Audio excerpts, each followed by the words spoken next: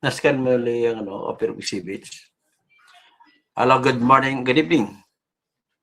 Ating pag-usapan sa ngayon po, yung ikaklaro lamang natin kasi naguguluhan ang bayan kung may ninakaw ba si Sara, kung ang pag-usapan natin ay nagkaroon ng tinatawag na COA o di kaya yung desisyon ng Commission on Audit, ang tawag na COA findings, na ang tawag ay Notice of Disallowance. Yan ang tatalakayin natin. Kasi isa po yun sa central po yan. Central po sa kanilang akusasyon laban kay Sara. Ngayon, para magiging guilty si Sara dyan, ganito po ang dapat ang detalye na pag-uusapan natin. Dapat po na banggit at dapat tunayan. Dali lang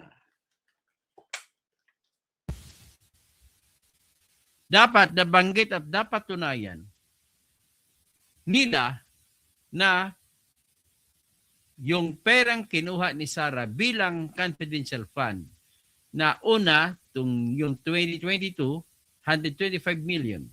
Yung pangalawa ay 500 million sa Office of the Vice President. At ang pangalawa, doon sa Department of Education ay 112 million.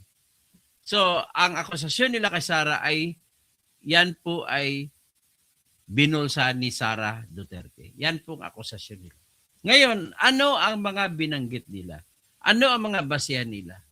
So, una, nais ko lang po banggitin na yung pagkabanggit ng detalye ay kulang-kulang para sabihin na pwede mo nang guilty si Sara.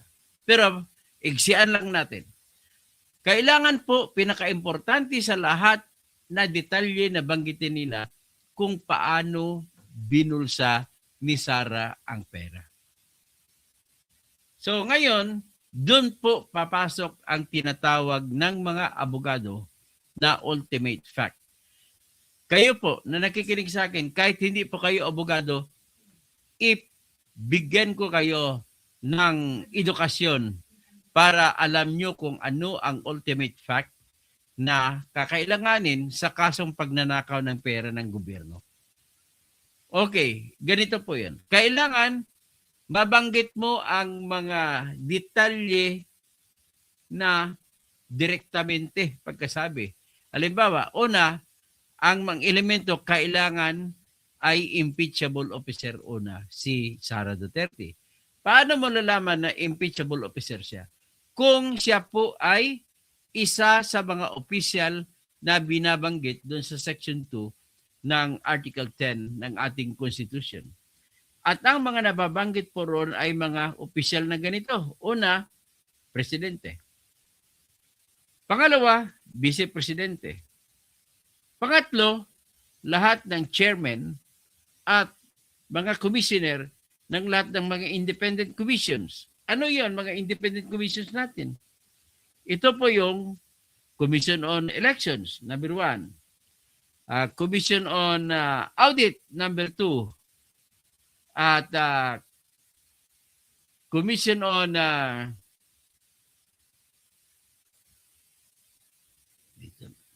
Commission on Audit, Commission on Human Rights, at Commission Civil Service Commission.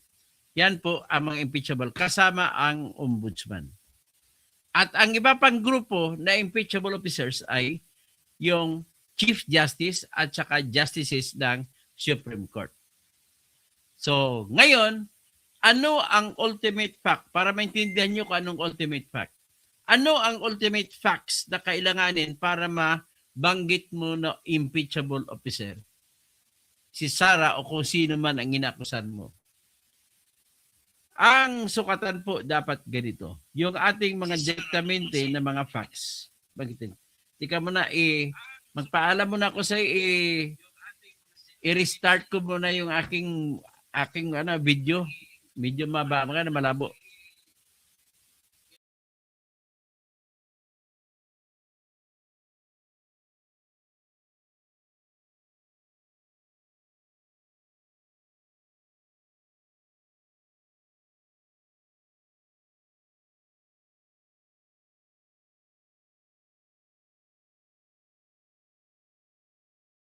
Tingnan natin kung malabo ba ako.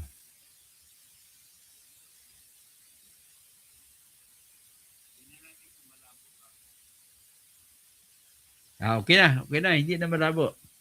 Okay. Ang pag-usapan natin ay magigilty lamang po si Sara Duterte kung mapatunayan ang mga ultimate facts na magpapakita na ninakaw niya ang pera sa confidential funds. Okay? Maayong gabi sa akon nga manghod, si Marianita.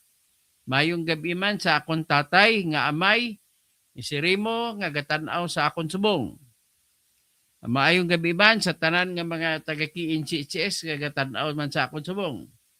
Si mga batch 19, no? Ito mga batch 82. Oh, batch sa mga batch ko yan sa KNCHS. Ay madamo nga gabi nga, maayong gabi sa inyo tanan. Okay? So ito ngayon ang pag-usapan natin ay nasentro pong aking topic sa ngayon sa confidential fund at saka yung Commission on Audit na tinatawag na Notice of Disallowance. Ano ba itong Notice of Disallowance? Sa mga ordinaryo na mga mamamayan ay hindi lang maintindihan to. Kung Tagalogin natin ito, ay notice sa Tagalog yan ay pagpapaalam.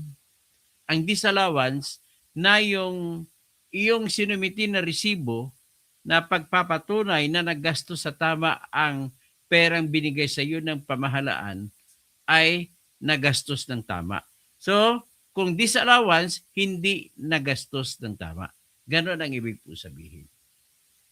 So ngayon, kung may pinadalang notice of disallowance, ang nakikita po ng Commission on Audit dyan ay, number 1, ang paggagastos ng pera ay hindi sa tingin nila, hindi sumasang-ayon sa kung ano ang pakay ng batas na ginagastasan ng pera. Yan, sa tingin ng COA.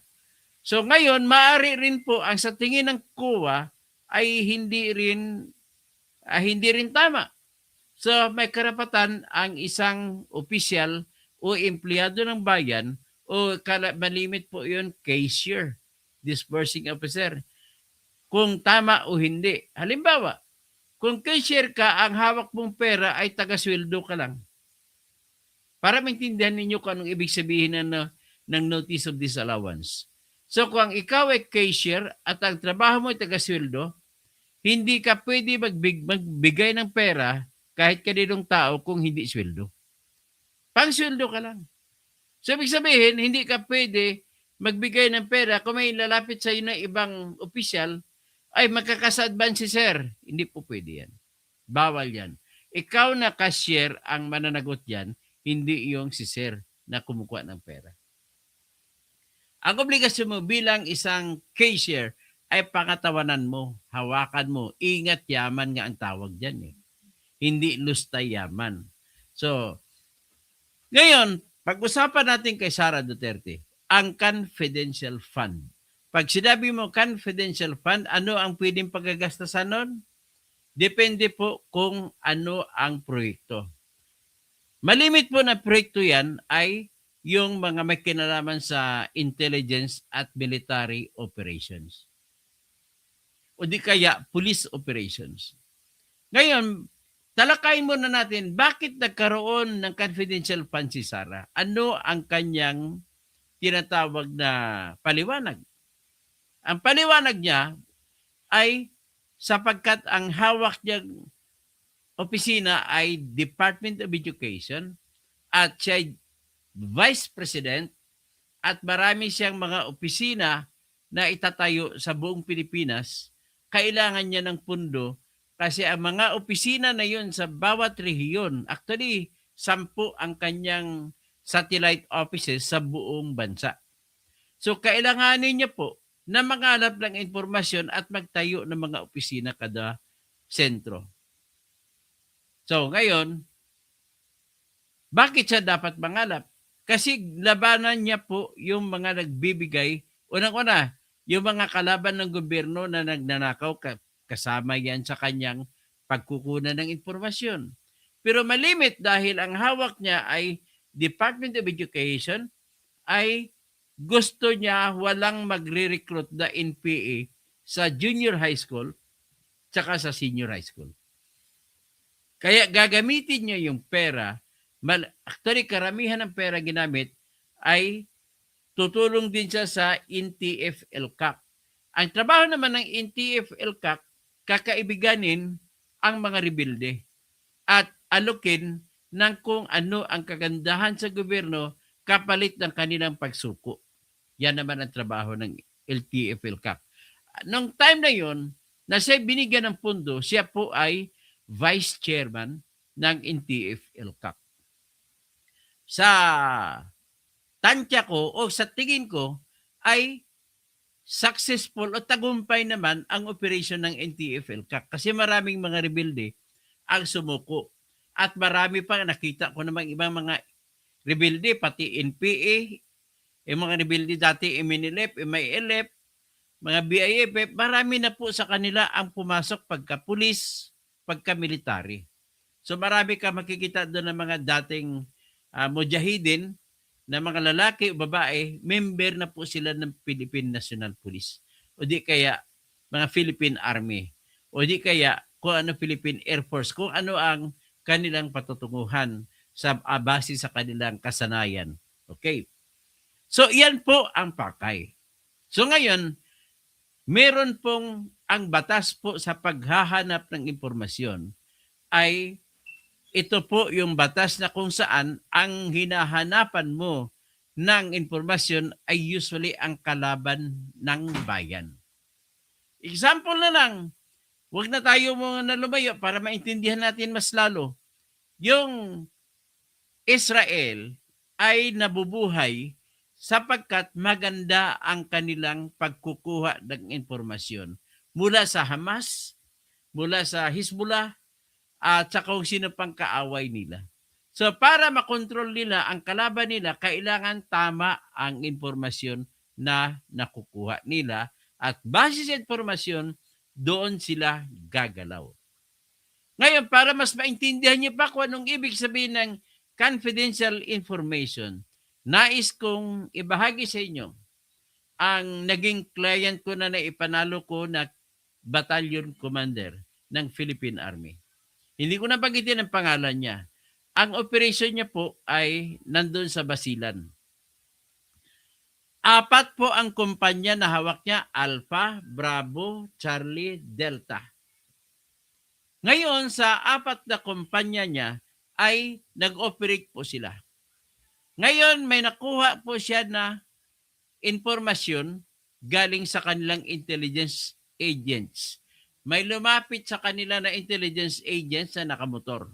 Nagbulong kay Colonel, sabi niya, Colonel, dito sa bandang lugar na ito ay maraming mga grupo ng mga Abu Sayyaf. Yan ang tinuro. So ngayon, nag-operate na kayo si Colonel. Ang sabi sa kanya, bandang kaliwa, dulo ng kaliwa ng kanyang area of operation, ay nandoon na maraming nag-ipon ng mga Abu Sayyaf. So ang ginawa niya, ang kanyang mga sundalo na 4 na kumpanya, hinati-hati niya. Ang mga sundalo niya na Alpha ay isa lang, walang kasama. So doon sila sa dulo. Ang Bravo niya na mga tauhan ay nasa kasunod pero malapit-lapit doon sa kaliwa. At ang Delta niya ang Charlie niya na kampanya ay malapit na malapit sa Delta. Kasi ang Delta sa kanyang plano ang sasalubong sa Abu Sayyaf. Ganun po ang kanyang informasyon na nakuha sa intelligence information. Yung intelligence informant niya rin, gumamit ng pera yan, binigay sa mga kasapakat o kasabwat na mga Abu Sayyaf din at nagbigay ng impormasyon. So kapalit ng impormasyon, pera. At hindi po nagtatanggap ng GCash yan. Hindi rin nagtatanggap ng cheque yan.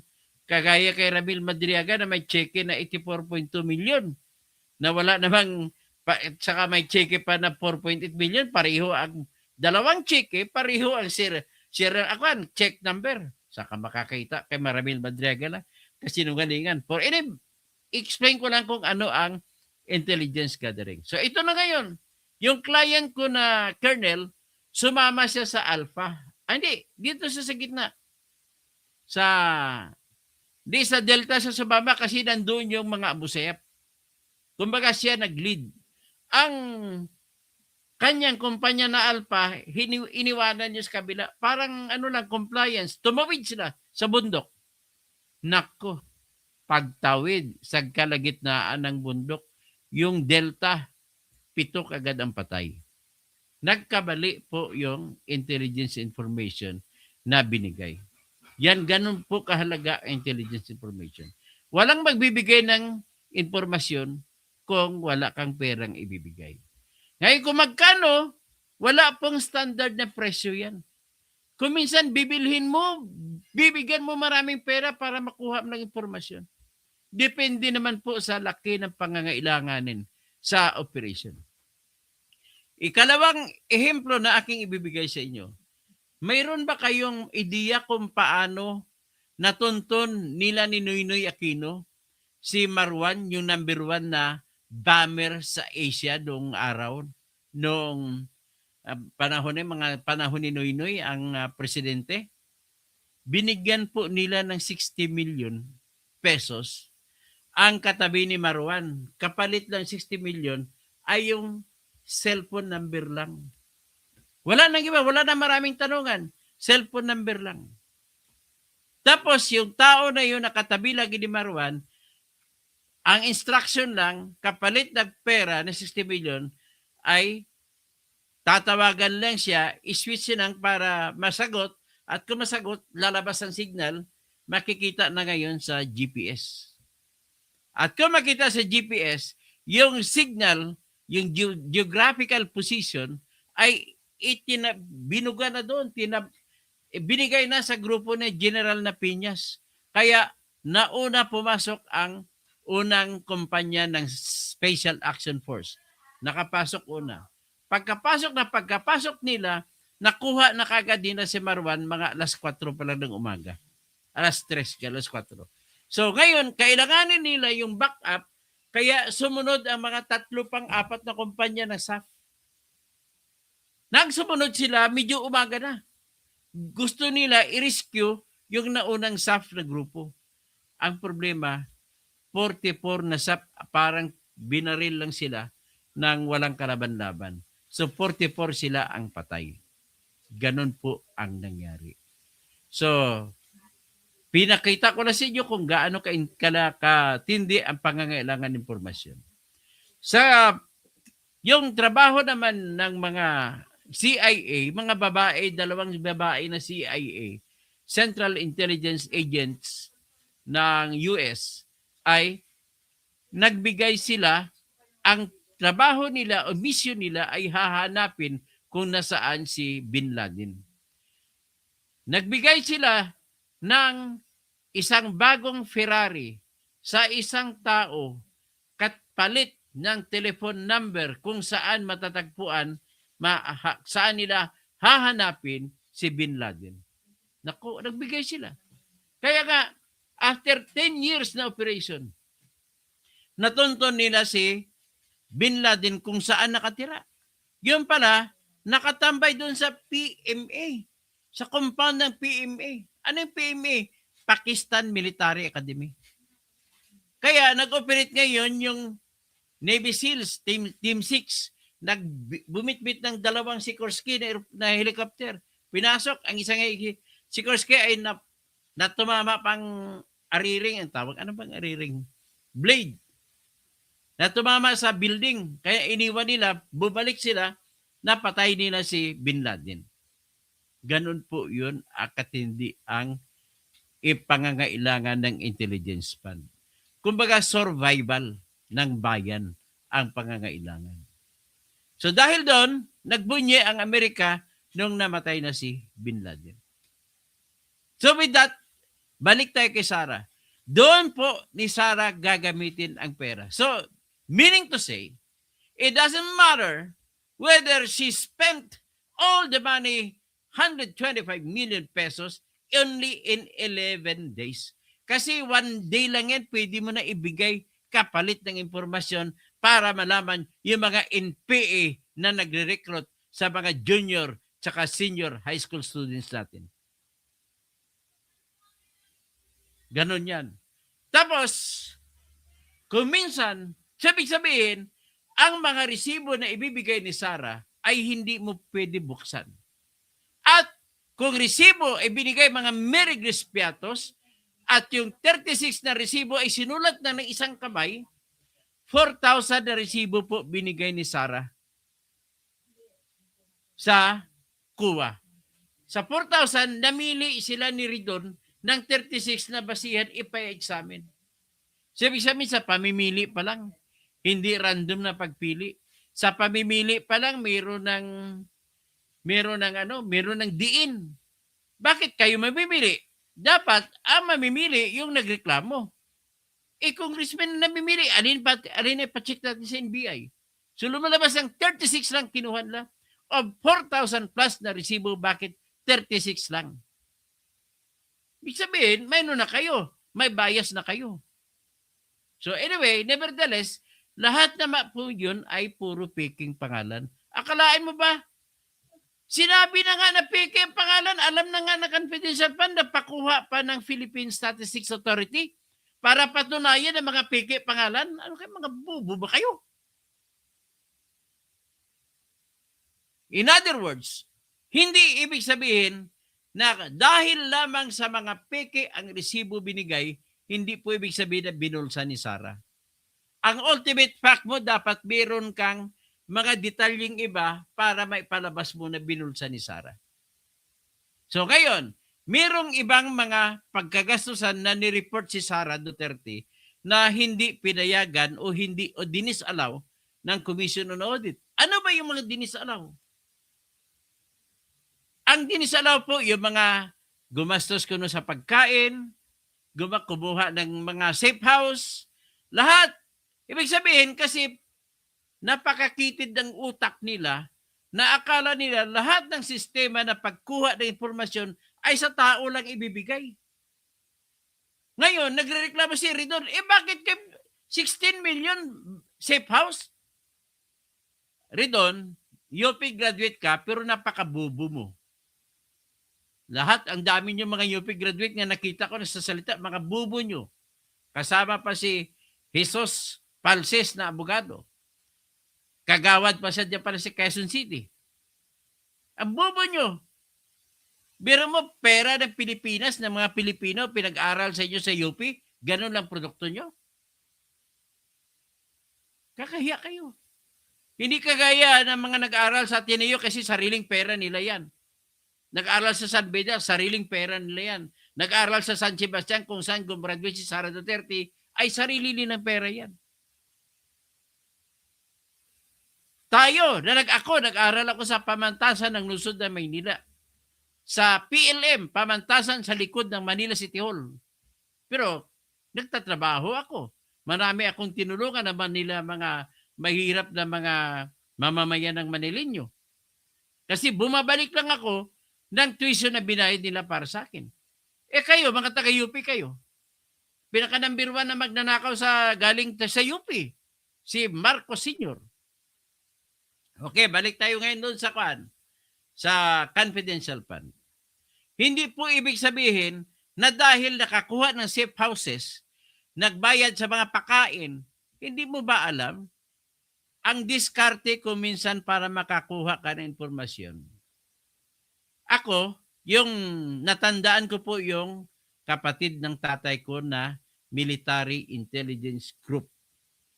Para makuha niya ang informasyon patungkol sa mga kalaban, ang ginawa niya, niligawan niya yung nakabilanggo na commander. Para makuha niya ang tiwala ng commander, araw-araw binibigyan niya pagkain, pangkain sa pamilya. Araw-araw binibigyan panggatas. Lahat. binigyan ng pang-cellphone, binilhan pa ng cellphone. Kinunan pa ng safe house. Ibig sabihin, the actual spending of money for the purpose of obtaining confidential or intelligence information is not limited only to giving of funds to persons. It can be done also by the use of other expenses. Pwede nga, bilhan mo siya magreklamo ka naman rito kung nagbili ng, halimbawa, bumili ng Mercedes-Benz, bumili ng Mercedes-Benz si Sarah, ibigay dun sa tao na magbibigay informasyon. Pinapakita ko lang sa inyo na it doesn't mean to say that because there is that notice of disallowance coming from the Commission on Audit that Sarah already pocketed the money stated in the COA. Ngayon, ipakita ko sa pinaka-latest na COA na yung mga bubo na vlogger gaya ni Insurrecto, gaya ni Bad, gaya ni Ridon, marami pang iba, nagbubunyi sila sa pagbabalita sa kanilang mga subscribers. Kamatan si Sarah, napatunayan kamatan si Sarah. Kasi ito, nag-anunsyo na ang COA na 370 plus million ay na-disallowed kay Sarah. Mayroon 73, na-disallowed final na-deny ng Commission on Audit. I just want you to correct my subscribers. Do not believe in those persons who have nothing between their ears and who have nothing between their legs. When I say so, naintindihan niyo ibig sabihin? Yung mga tao na wala sa gitna ng kanilang tainga, ibig sabihin walang utak. Yung mga tao na wala sa pagitan ng kanilang mga legs. Ano bang legs sa Tagalog? Kita. Ang ibig sabihin, walang yagbuls. Mga duwag. Hindi po ibig sabihin yan insurrecto, bad, na nagnakaw ang tao kay sinong opisyal kung na-disallow ang kanilang mga pundo sa pagre-resibo.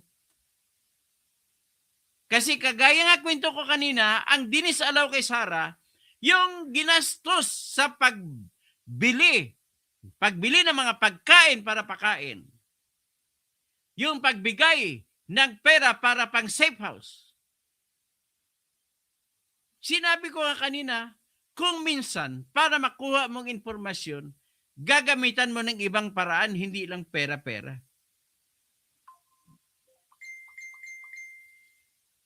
Sinabi ko na nga, example ko na nga,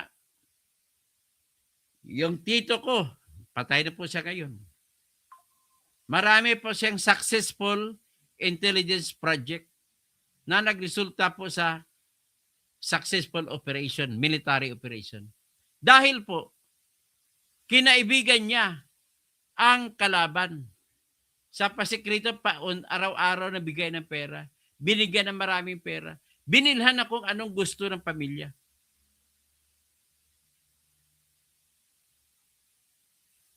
Ganun po kasimple lang yan. So, ibig sabihin, eventually, ang dinisalaw o ibig sabihin, hindi tinanggap ng COA ng mga gastusin, yung binigay ni Sarah ng mga gastusin na resibo sa pag-upa ng safe house. Minsan kasi, ipalabas mo na naupa ng safe house para hindi masunog ang tao na tumanggap. Ako, palabasin ko na inupa ko ng safe house, pero direkta ko binigay ang pera. Direkta ko binigay ang pera sa source of information. Kaya, kailangan po magiging vlogger kayo, mag-isip naman kayo ng malalim. Ang babaw ng tingin nyo, nagmamarites pa kayo. Isa sa nag-vlog nito, si vlogcaster si Armandin. Vlog ayusin nyo naman magkakwan kayo. Antay-Sara ko, alam ko. Pero maging fair ka naman.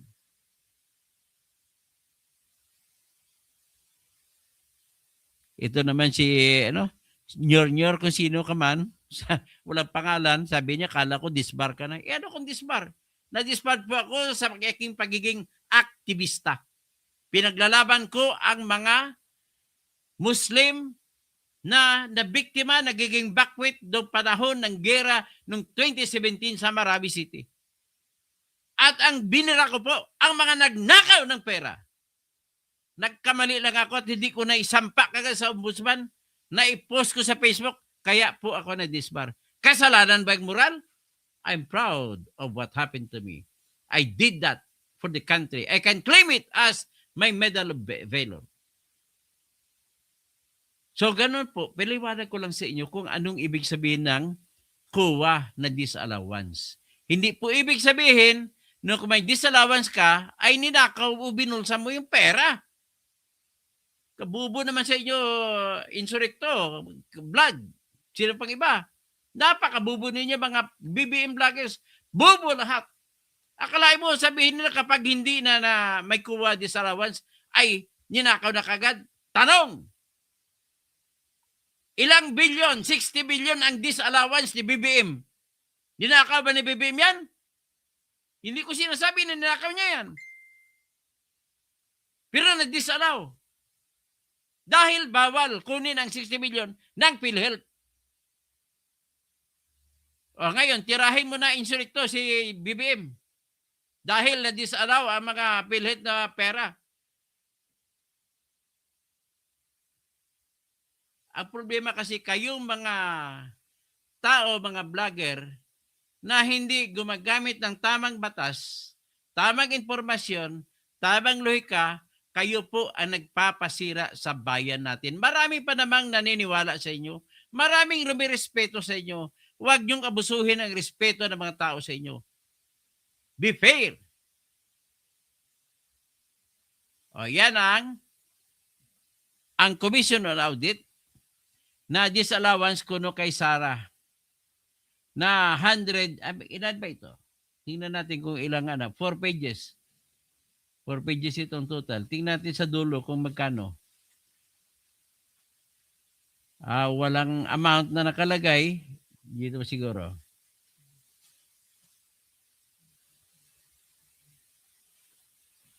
Hindi ko makita ang amount Napakaliit kasi ng amount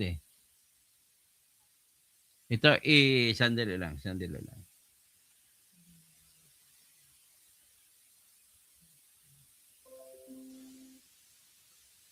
Ito.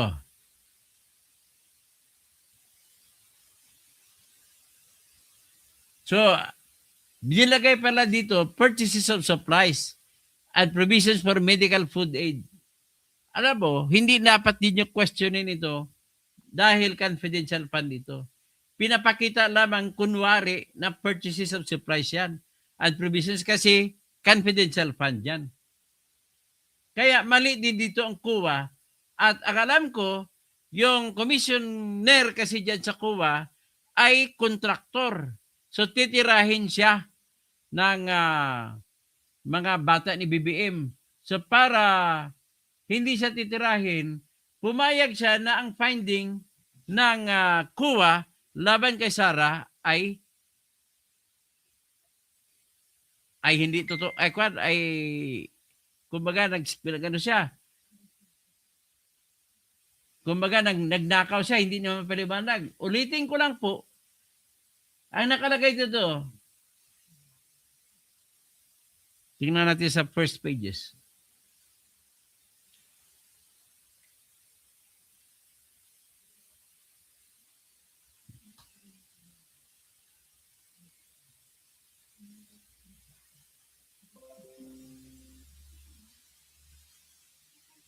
Ang liit kasi, no? Kaya pinapalaki ko lang.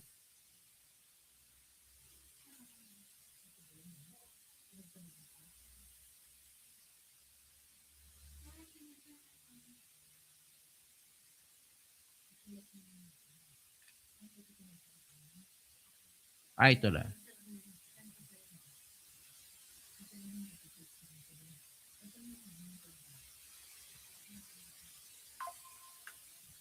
$375 million po ang lahat. Ang rason, basahin natin.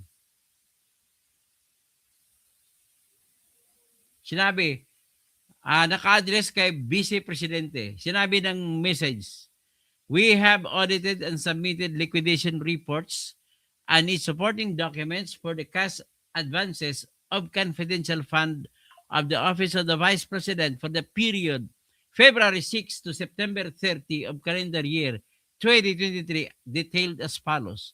So, dito may sa petsa na February 6 to March 29 sa halaga na 125 million pesos, tsaka sa April 25 to June 30, 125 pesos again. Tapos sa July 14 to September 30, 375 pesos again.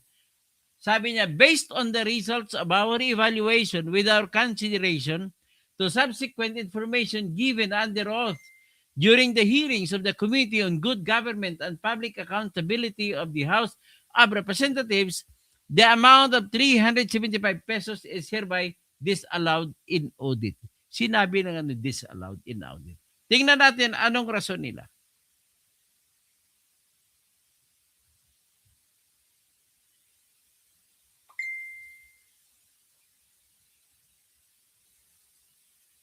Sana ba yun? Sana ba gan? Hindi ko na nakita.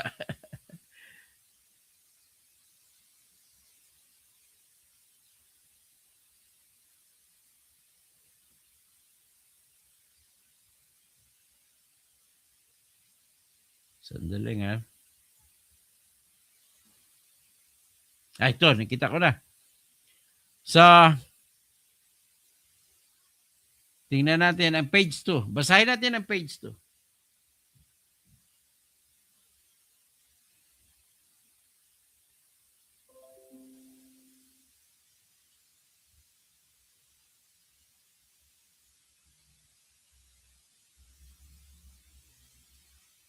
So,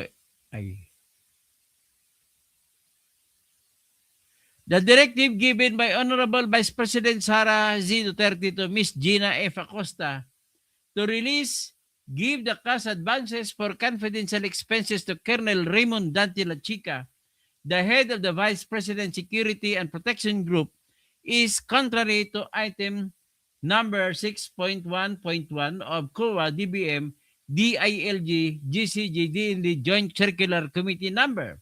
Cash advances shall be used for specific legal purpose related to confidential fund.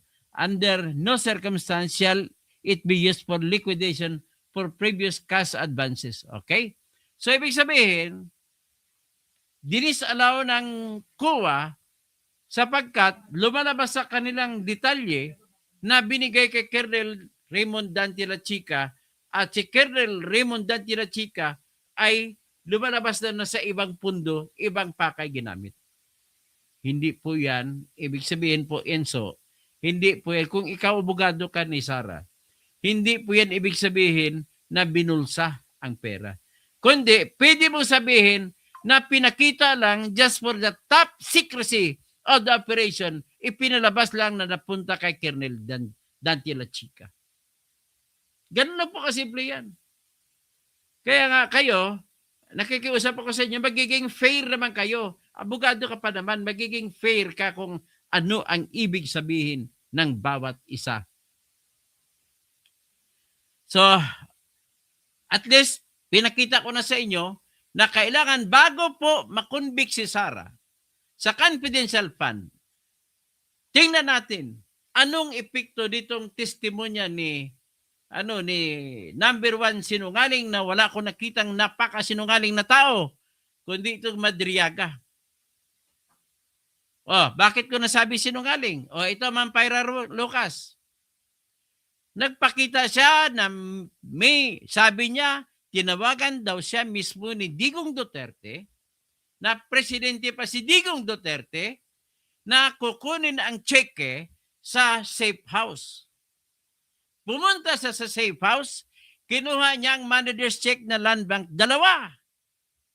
So nakuha niya ang 2 confidential fund, 2 cheque, nagkahalaga ng 82,400,000 pesos. At ang isa, 4,000,000 800,000 pesos.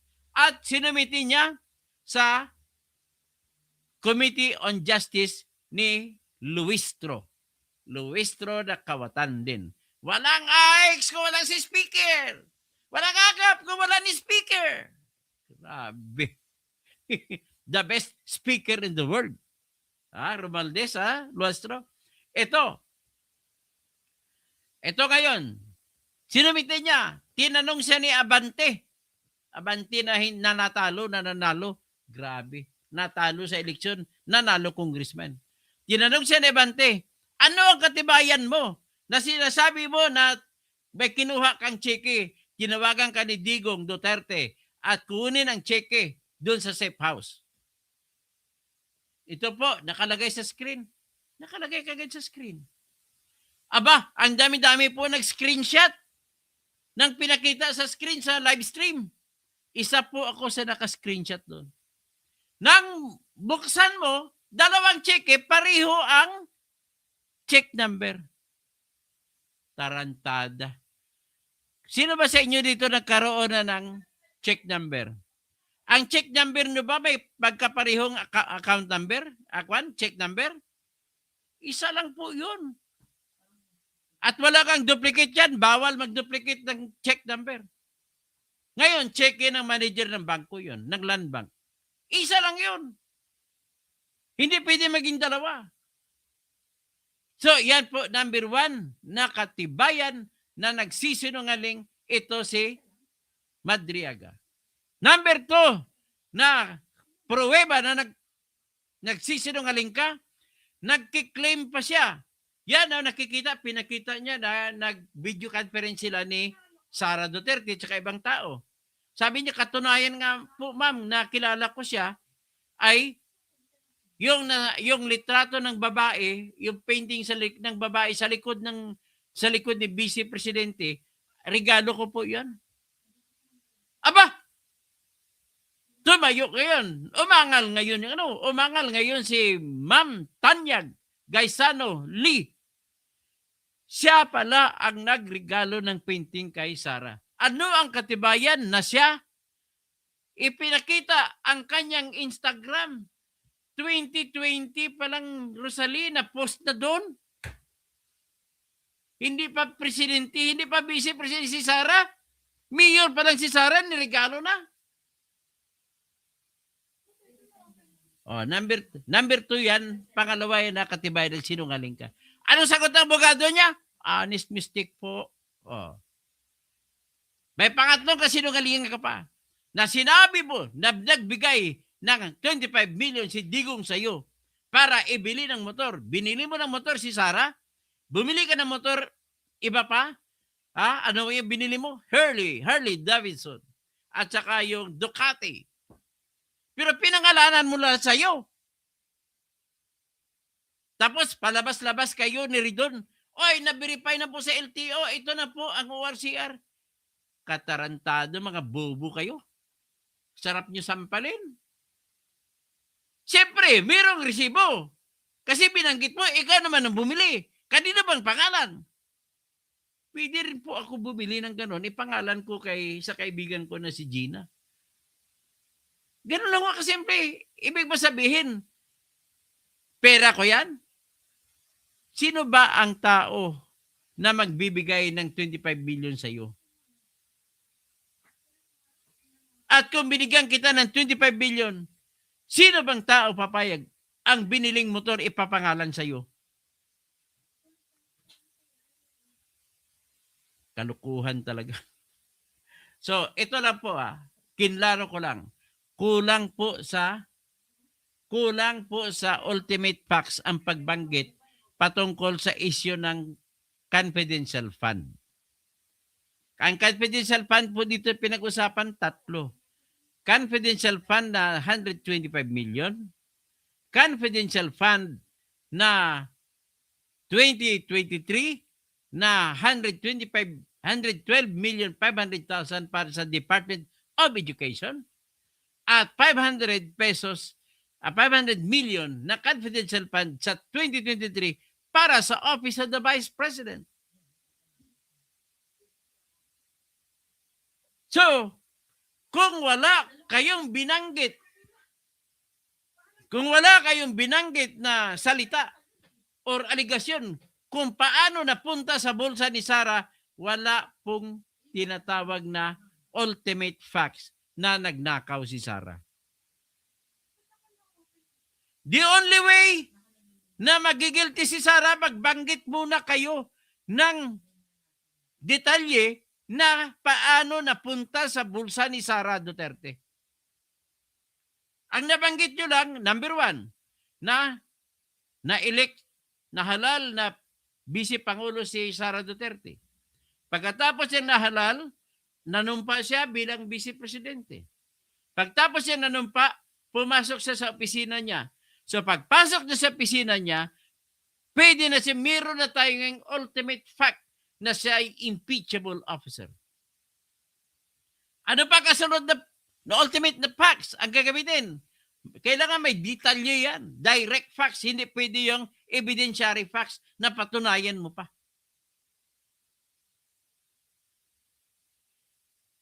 Okay.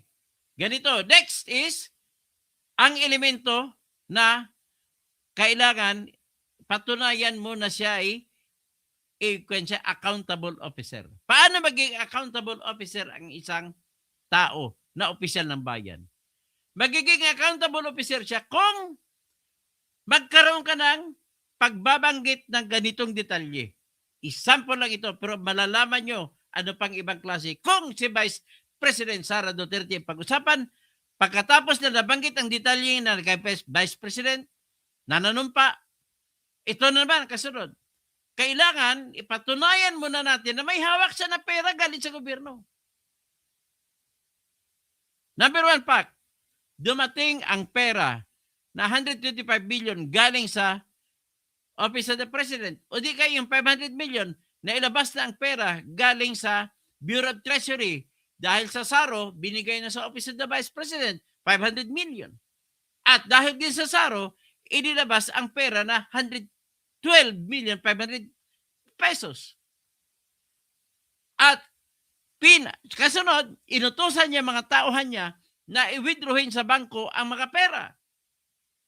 Kasunod na fact, bagitin mo, dumating sa opisina at i-turn over kay Sara Duterte ang pera. Sunod na fact, bagay, nang hawak na ni Sara Duterte ang pera, ay pwede mo na ngayon sabihin na meron ng ultimate fact na siya ay accountable officer. Anong ibig sabihin ng accountable officer? May pananagutan sa pera na hawak niya. Next, ano pang ibang ultimate fact? Kailangan ng ultimate fact na binulsan niya ang pera. So mula doon na hawak niya ang pera, paano ngayon ang mga detalye na banggitin mo? Pwede kahit anong detalye kung ano nangyari. Pwede sabihin, inutusan niya si Gina Acosta tsaka si Edwin Fajarda na ibigay kay Lieutenant Colonel Raymond Dante La Chica ang buong pera.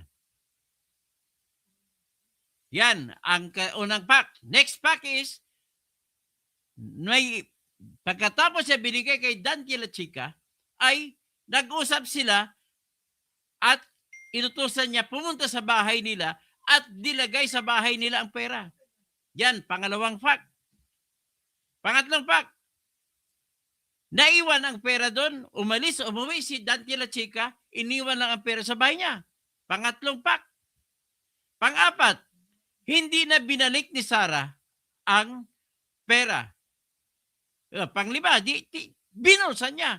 Panglima, ay nagbigay siya ng resibo na may registratos para palabasin na napunta sa mga proyekto na mga intelligence projects. Yan ang dapat pagbanggit. Wala nga eh. Ang binanggit nila yung nagkaroon ng COA findings na hindi tinanggap ng COA ang nireport na 73 million nung una. Itong huli ngayon, 375 million hindi tinanggap ng COA. Hindi yan. The fact na mayroong mga pera na hindi tinanggap ng COA, hindi po ibig sabihin na nabulsa ni Sara. Kailangan may dagtong ka pa. Sabihin mo, halimbawa, dagkunwari lang yun na nagbigay ng resibo na hindi tinanggap ng COA sapagkat ang katotohanan, ang perang yun ay dinala ni Sara sa kanyang dineposito sa bangko niya. Ganun dapat sana pagbanggit ng mga facts. Hanggang dyan na lang siguro tayo. Magandang gabi po sa lahat. Sinisikap ko talaga mapapaliwanag kay Gregorio Babaran kung ano ang ibig sabihin ng ultimate fact. Ngayon, sa pagbinasa mo ang lahat ng detalye na nilagay nila, wala pong nakalagay na binulsa ni Sara ang pera. Yan po ang masakit na katotohanan na hindi nila nasabi. Kunin ko ang reklamo kasi na yan ay katulad din po ng reklamo na ginawa nila nandun sa dating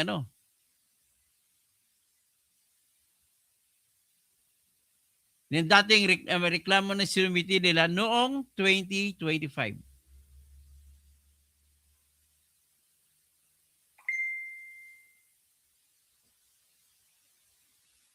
Ito.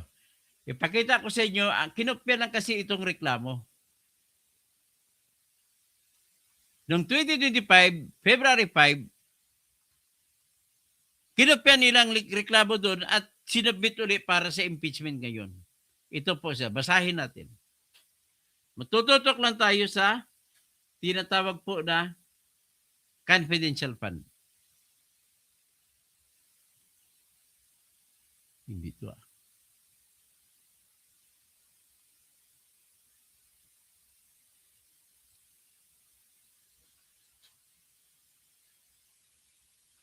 Dadali lang.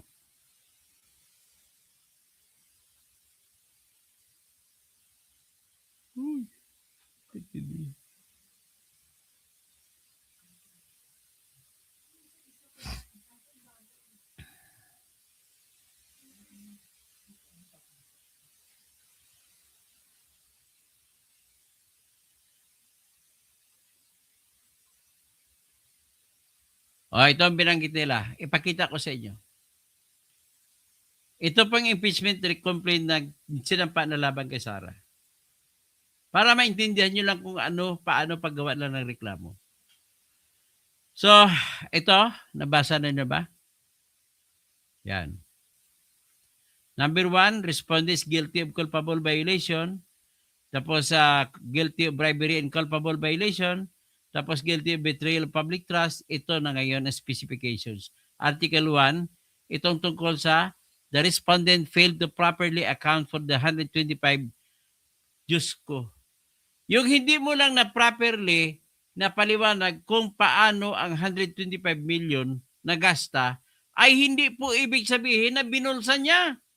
Nagkulang na sa paliwanag pero hindi ibig sabihin na binulsa. Kaya dito pa lang, kulang-kulang na wala ng statement of ultimate facts para sabihin mo na ninakaw niya, binulsa niyang pera. Basahin natin. Despite the fact that the 2020 General Appropriations Act did not provide the Office of the President with a budget of confidential expenses upon her assumption as Vice President to 100 respondent requested for and was granted confidential funds amounting to 125 million of facts ito for the fourth quarter of 2022. This amount was disbursed through check number detalye yan. Maganda yan, tamang detalye. So this fund was released and liquidated under liquidation report number January 10, 2023. So dito pa lang ay sa first paragraph nila na ibigay na nila ang ultimate fact na siya ay Vice President at impeachable officer. Pangalawang statement sa the same paragraph na establish nila na mayroon accountability na ngayon si Sara. Dahil sinabi rito na tinanggap na ni Sara ang pera na 125 million.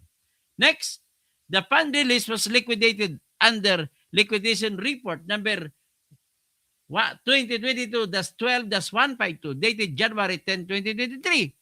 The liquidation report was accompanied by an undated accomplishment report for the period December 21 to 23, 2022 for a period of only 11 days. Ladies and gentlemen, the fact na 11 days lang po nagasto ay hindi ibig sabihin na binulsa ni Sarah.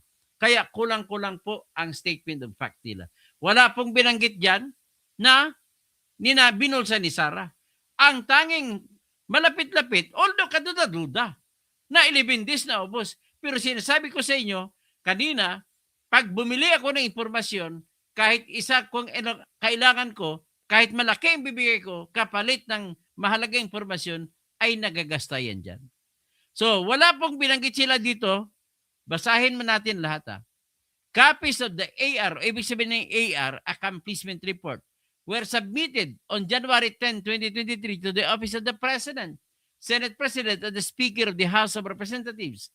As stated above, based on the undated liquidation report, an undated AR submitted by the OVP, the OVP spent the 125 million confidential fund it received on December 20 during shockingly short period of 11 days.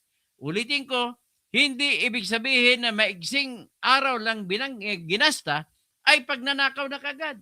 Kaya diyan pa lang, talo na kayo kagad.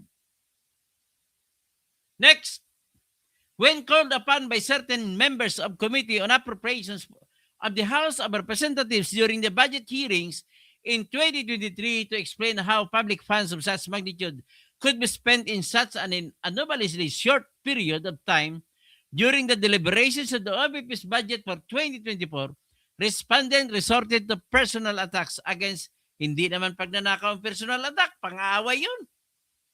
Okay? Wala pa siyang, hanggang ngayon binabasa ko, wala pang binabanggit na sinabi na binulsa ni Sarah. Due to deficiencies noted by the Commission on Audit issued by the Intelligence and Confidential Fund Audit Office, ICPAO, by the Audit Observation Memorandum dated February 1, 2024, in response to the AOM, the OVP submitted its compliance dated April 19, 2024. Wala pang binanggit doon na binulsa ni Sarah. As certain deficiencies remained unaccounted for, COA issued notice of disallowance dated August 8, 2024 amounting to 73,287,000. Oh, wala namang sinabi na nagnakaw. Next paragraph. Prompted by notice of disallowance issued by the COA, at least 17 members of the House of Representatives reserved the opportunity to ask questions from respondent on how her office spent 125 million confidential fund it received in December 2022 and on how the Office of the Vice President spent the 500 million confidential fund for 2023 during the OVP budget briefing of the Committee on Appropriations of the House of Representatives for its 2025 General Appropriations Act last August 27, 2024. Until this time, wala pa akong nabasa na binanggit nila na binulsa ni Sarah ang pera. Tapos, next, instead of taking the opportunity to explain how she handled the CF entrusted to her office, respondent practically stonewalled all the relevant questions of members of the House of Representatives on how her office spent the hundreds of millions of public funds entrusted to her office. Wala rin binanggit dito na binulsa ni Sarah. Yung stonewalling ay ebidensyari yan. Napakalayo. Hindi direkta na impormasyon para sabihin mo na binulsa. Next. Worse, when some members of the House of Representatives attempted to get the respondent to answer questions relevant to the OVP's budget and how it spent the hundreds of millions of public funds entrusted to her office, respondent resorted to reading template evasive responses, making snide remarks, and resorting to ad hominem personal attacks of tangent jokes, and generally displayed a provocative, combative, and condescending demeanor towards the members of the House of Representatives who were merely doing their jobs as legislators and the guardians of the purse of government. Until this time, wala silang binanggit na salita o kataga na binulsa ni Sarah ang pera. Ito, the second to the last paragraph. The arrogant, pompous, and overbearing demeanor displayed by the respondent and her deliberate and calculated outright refusal to answer simple questions on how her office spent public funds clearly runs counter to the system of checks and balance written into our fundamental law, with the Congress being entrusted the power to enact laws and appropriate public funds and exercise oversight functions, the executive being given the power to execute and implement our laws, and judiciary being granted the power to interpret our laws and settle justiciable controversies. Until this time, wala pa silang binanggit na sinabi na isang kataga na sabihin, binulsa ni Sarah. So ladies and gentlemen, very clear. It's very clear to you. Wala pong binanggit. Ibig sabihin, walang ultimate fact. May ultimate fact para sabihin na impeachable officer si Sarah. Mayroong ultimate fact para banggitin na natanggap ni Sarah ang pera para ingatan niya. Pero walang ultimate fact na nagsasabi na yung perang iningatan niya ay ninakaw niya. Ang malversation po ay pagnanakaw ng pera ng pamahalaan. Let's take into account si Ramil Madriaga.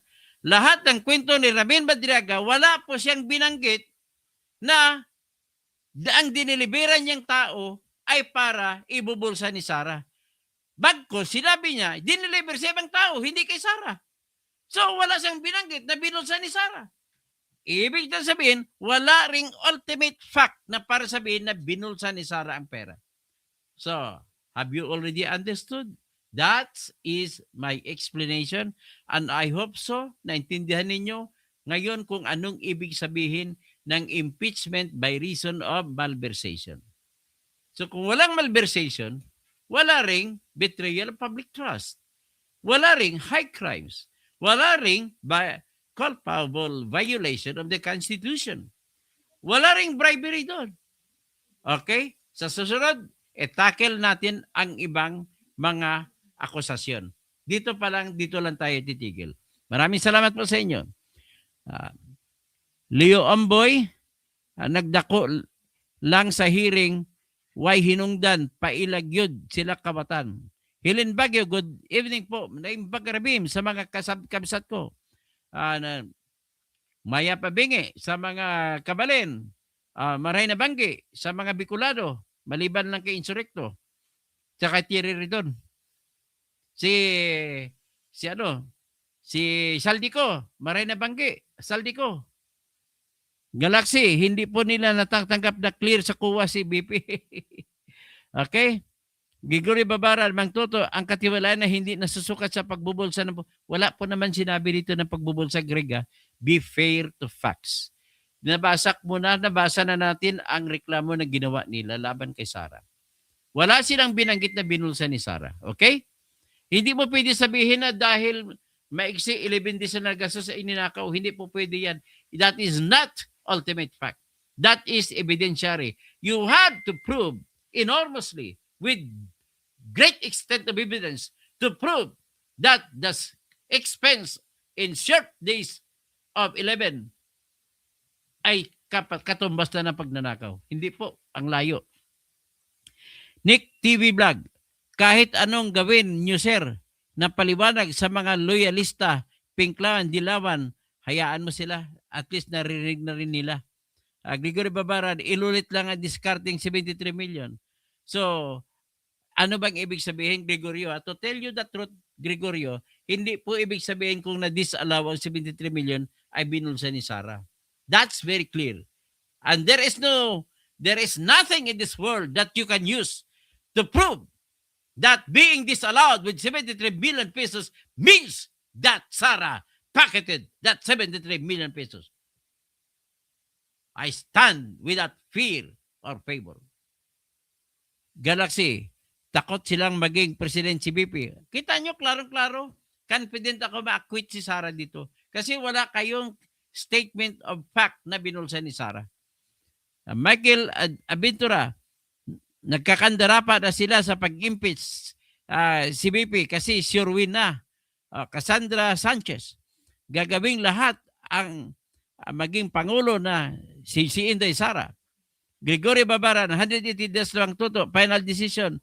Ay, ganun din yan, hindi po mag-final decision yan. Greg, I want to educate you. Yung decision po ng kuwa ay hindi pa final.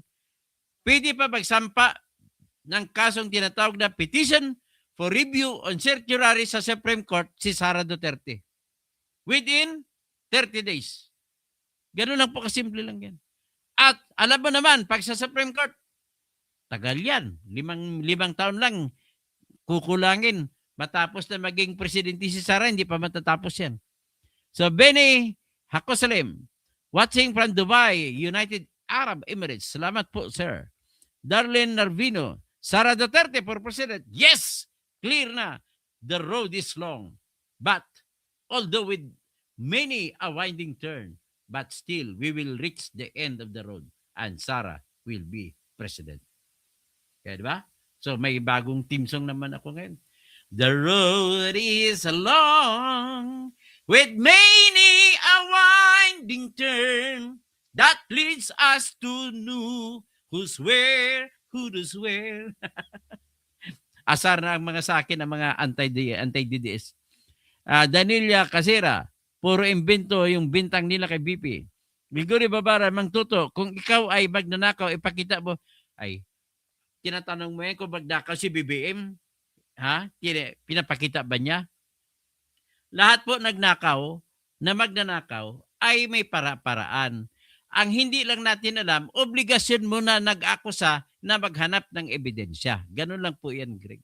Wala tayong magagawa kung wala tayong ebidensya lamang kay Bongbong. Darlene Narvino, shout out sa lahat ng nandito. Michael Adventura, ang mga nagpapa-impeach kay BP nakatanggap ng maleta. Ay, malamang ganon. Kunda Alim, mapia magabi, Aki. Sir Toto, we love you. Po sa pa-shoutout. Sir, salam sa iyo. Allahu Akbar. Allahu Akbar. Full support kami kay Inday Sara. Sa 105 Brigade. Kay sa 105 Brigade, mga kaibigan ko dyan. Pag uwi ko na Mindanao, pupunta ko sa 105 Brigade sa Talayan. Raimundo Ribucas, may bago na naman love letter si Sara galing sa kuwa. Isa uli mo, hindi pa yan, Raymond Ribucas. Huwag kang maging bubo, Ribucas. Nag-aral ka na nga sa Housing School of Law eh. Pag dito kayo sa akin, this is Housing School of Law. Dapat maging matalino na kayo. Huwag na kayo mag-aral sa School of Law ng iba. Tapos, sinabi ko na nga sa iyo na sa 375 million po ay magsasampa pa ng motion pre-consideration within 30 days si Sara Duterte. Wala pa yan. So, Ani Binay, iba ang paliwanag kumpara kay Enzo. Ay, Enzo, huwag ka na magpaliwanag, Enzo. Nililigaw mo mga tao eh. Buisit. Sundin mo yung totoong batas. Kayo mga trolls, mag-like kayo para may pakinabang kayo, makinuod lang kayo. Daniel family, Daniel. Bakit si Dilema, lahat ng testigo ay puro na kulong? Ano ta ba? Like ano tawag dyan? Show me your friends and I'll tell you who you are. So kung ang friends yung lahat nakakulong, Gregory Babaran, paano ibubulsa? Nepabudbud na. Gregorio, you must learn this. Ang pinag-usapan natin, para mo maipasok yan, dapat banggitin nila na binulsa ni Sara ang pera. Haba-haba ng binasa natin, ni isang kataga, wala kang makikita na si Sara ay nagbubulsa ng pera. Michael Adventura, Sara, may kamay na bakal. Kahit na may kamay na bakal, okay lang yan. So, Gregory Babaran, utos ng BP ang utos ng according yan, Greg Babaran, that is evidentiary. Pag evidentiary, patunayan pa ni Acosta na totoo nga sinasabi niya. So, that is to learn a lesson from me. What kind of evidence is evidentiary evidence and evidence that are straight fact. Pag sinabi mo, nagnakaw siya, that is straight. Pag sinabi mo, na-disallow ang kanyang liquidation report, hindi mo pwede sabihin na nagnakaw siya, evidensyari yun. Narami pang dadaanan bago magdirekta. Kumbaga walang koneksyon. Okay? Dapat direkta ang koneksyon. So, Darlene Narvino, don't forget to like. Like po kayo. Gregory Babaran, ang perma sa release ang ebidensya. Hindi nga ebidensya ang release eh. Kailangan, hindi release, pabulsa. Pag nirelease, binigay ko sa iyo, paano mo sabihin ako nagnakaw? Binigay ko siya ba eh. Kailangan, ang babanggitin nyo, na binulsa, dineposito sa bangko, inuwi sa bahay, tapos nilagay sa vault. Ganon yung mga dapat ang kulang na statement dun. So, Daniel, family Daniel, hindi naman kesyo presyo, hindi na pwede magtestigo. Galaxy, sindikato na talaga ang administration ng Nganga. Darlene Nervino, Gregorio Babara, hirap pagpagtanggol ng hustler. Hirap, pinakita ko na nga na walang ebidensya ang mga kalaban, ididepensahan mo. Bakit ba ako magdepensa kung wala namang baril? Wala silang baril na akusasyon. Michael Adventura, mas paniwalaan nila Madriaga. Madriaga na wala malang katumbas na ebidensya sa lahat ng sinabi. Linda Arceno Rogers, Doc corrupt CBP and she saves more lives of the children to become outlaws, so live in the mountain to be in PA and DF. So, COO criminals. Hindi ko magets, malalim ang message mo. Renato Kinsaya, COA to return 4.8 million.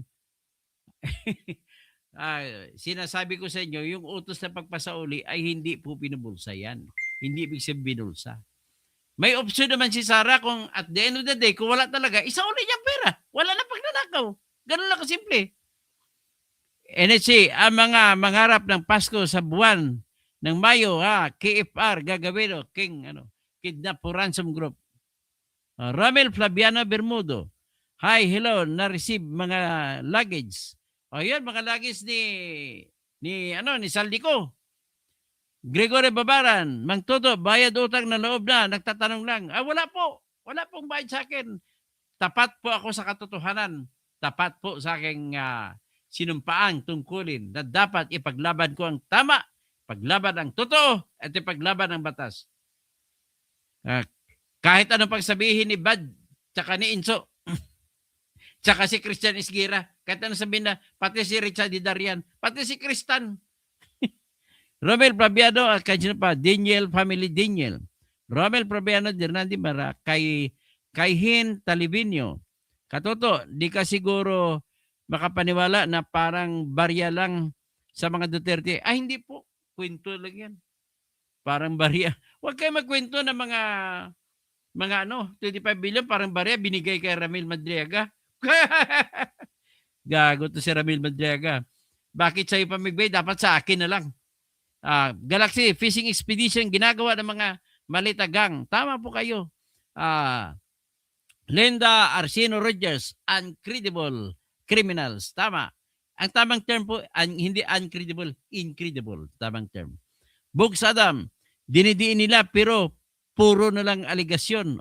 Naintindihan mo na ngayon, Jumar, kung anong ultimate facts? Ano yung evidentiary facts? Tapos, sila lang naman kaya mo bubuhin. Sila lang naman kaya mo bubuhin. Ano ibig sabihin? Sinadamay ng kawangwang si Acosta. Okay, anyway, Michael Adventura, marami na po. Hindi ko makayang basahin lahat. Maliban may makita akong bago, si Ruel Quinto, hindi lang si Madriaga ang may ebidensya laban sa kapinsya ni Sarah. Tingnan natin. Willie Lorenzo, bakit wag ka na mag-comment dito kung tatawagin mo lang kung akong tae. Ruel Quinto, magkano daw ba bigayan para kumampi sa mga, wala pong bayad sa akin, ulitin ko lang. At kung mag-insist kayo, kakasuhan ko lang kayo libel. Saan kayo mapupunta? Sa Grace Ayes, watching Riyadh. Good job, Sir Toto. Okay? Si Shane Sionko, Dok Toto, always watching. Tapos Alfredo Alfaro, ikaw na naman. Kung ayaw mo pala sa akin, huwag ka na manood. Celso Supena, bayaran, nadidilis. Hindi po ako bayaran nadidilis. Ano po ako? Prinsipyo po ako. Kayo ang babayaran, ang binabayaran ni BBM para hindi niyo siya pupunahin sa mga malita na kanyang kinukuha. Napakarami ng pera na nawala sa ating bansa. Ruel Ginto, pagtanggol mo para kahit alam mo na maraming, ay wala pong nagawang mali. Pasensya ka na. Ikaw lang nagsabi na mali. Celso Supina, ng fake news. Ay, hindi po fake news. Pasensya ka na. Hindi po fake news. Ikaw lang po nagsasabi. Si Sultan tuloy lang, Attorney Kausing. Sino pa iba? Daniel Pamili, Roger Docena, Enzo Recto, vlogger ng Dilawan yan. Yan yung vlogger na kontra sa tama. JR Labrador, ito ang magandang magsyuda ang katoto at Attorney Enzo Recto. Tapos, Roger Docena, tama yan ang vlogger ng mga bunyog. Sa totoo lang, niluluko lang bunyog ni Enzo eh. I'm sorry to say, Ka Enzo. Kailangan mga taga-bunyog mag-ano kayo, pag-isipan nyo na malalim. Rosa de los Reyes, Yaks. Ibig sabihin, Sir Toto, mga bubo rin ang mga alagad ni Enzo at Vlogcaster. Tama, totoo lang. Junalyn Becerra, tama sir. Zoltan, salamat po sa clear na paliwanag. Roger Kahayagan, direct sa bulsa, dapat nagbigay kayo ng salita, nag-direct sa bulsa. Tama yung term ni Kwan. Roger Kahayagan. Rosalinda Taguba. Tapos Galaxy, ang mga troll kasama sila sa Maleta. Junior, Wilma Gomez. Bakit hindi nila sinabi na magnanakaw BBM na Maleta? Yung nga, dapat patas ang laban. Darlene Nervino, sincerito inggit kay Atty. Toto dahil si Atty. Toto ay magaling pa sa kanya at maganda din ang boses. Di ba? Wala ka na, dispara daw ako. Okay lang yun eh. Tapos, sino pa? Rosa de los Reyes, JR Labrador, iwan mo na maka-China. Tapos, kay Kumaro, si Ryalin TV, Galaxy, Lopel Liagogo, Bayad nga Gabi, Francisco, Galaxy, tapos si Chicken Poopers, Bustoto, malapit na decision ng ICC. Sa 22 po, ang bold prediction ko ay mapalabas na mananalo si Digong Duterte. Breaking news, may bagong kaso ay wala po. Kaya sinabi ko na kanina yan. Good evening sir, watching from Ottawa, Canada. Oh, yun. Maraming salamat po. Virgo, kahit anong dakdak mo dyan, di kami naniwala. I don't care if you don't believe in me. It is your loss, not mine. GR Labrador, partida pa mahirap ng daming guard. Talo pa sa guard ng presidente.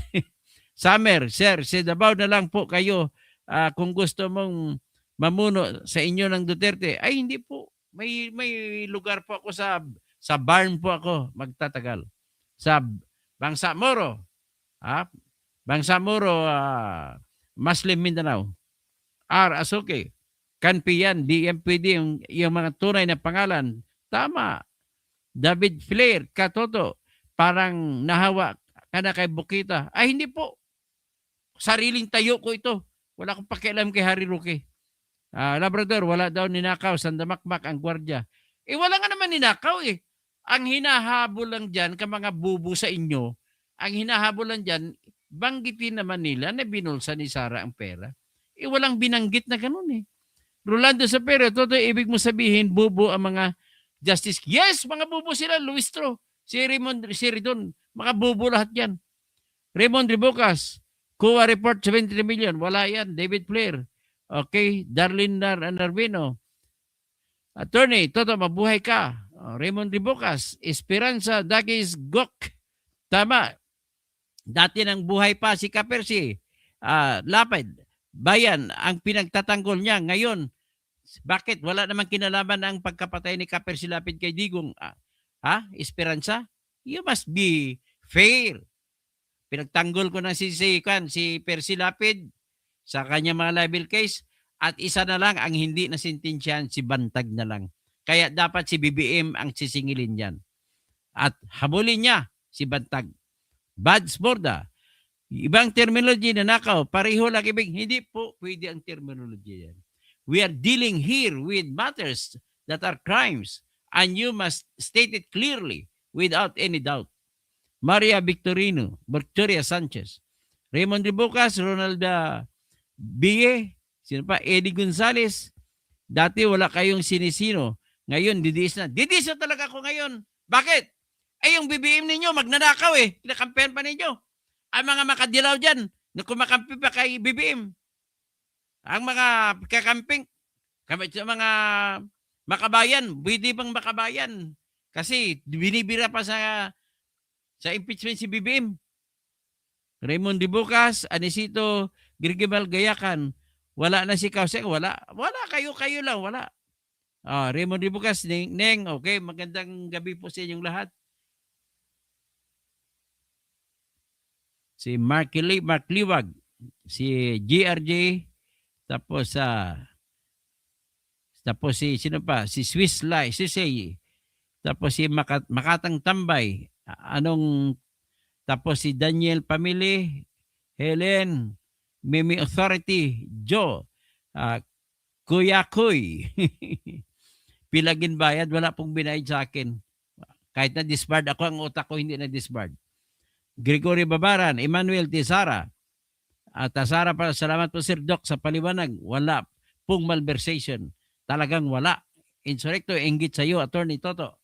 Dahil magaling ka pa sa kanya. Sa totoo lang. Joe, Rohal, wala naman pala mga impeached personnel. Daniel, sino pa? Juanito Rosal. Kaya nga, Rohal Alon, sino pa? Kayenta Libino, Rodel Arquivo, Rohal, tapos Kirby Huyong, sino pa? Si Joel Erwin Valdubia, si Galaxy, si Lux Gadya, you are correct, my brother, and my roommate sometimes. Alam mo, ang maganda talaga to, dapat honest tayo lahat eh. Kaya nga, kasi sila Bart Mariam, si Commander Abs, kapatid. Enrique Sarmoda, tapos Ruhal Alon, tapos Yusek Goldie, keep on defending the indefeasible. May kuha, ang kuha po. Ulitin ko lang sa'yo, COA findings is not a proof of malversation. Kabubo. Sinasabi lang na may hindi na paliwanag. Hindi ibig sabihin na ninakaw. Hey, Frank Shane Sionko, Bininati. Hi Doc Toto, always watching from Ontario, Canada. Elvira Simana, Gregorio, Rapsenday, Dreamer. Sino pa? Jay Munoz. Sino pa? Elvira Simana. Okay? Siguro naman, ito na lang, iwanan ko ng isang tawag nito, you ask me if I love you, and I choke on my reply. I'd rather hurt you honestly than mislead you with a lie. And who am I to judge you and what you've said or do? I'm only just beginning to see the real you. Yan lang. Pag makinig kayo sa akin lagi, sometimes you know that. Maraming salamat po.